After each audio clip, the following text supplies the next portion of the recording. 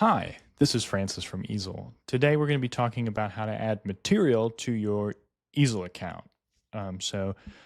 Easel comes with a lot of different materials already kind of listed when you go to the material dropdown, but you can also add custom materials as well. And we're just going to talk through how to do that really quick. There's two ways to get to the material addition option. One is by selecting your material drop down here and selecting add a material. This will take you to the part of the toolbox where you can add materials. Or you can click on toolbox at the upper portion of the screen and select materials. And this will bring you to a list of the materials you already have. And then on the right hand side, you can select this blue button for adding materials. You can add Inventables materials, which are listed here.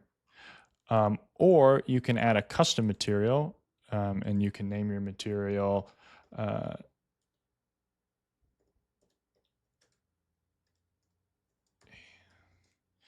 and then the type of material it is, and then you can also set a default size for those custom materials, and then you save it.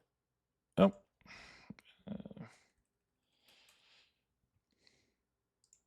you can save it, and it will be saved there, and you can use it at any time. And that's how you add custom material and materials to your Easel toolbox. Have a wonderful day.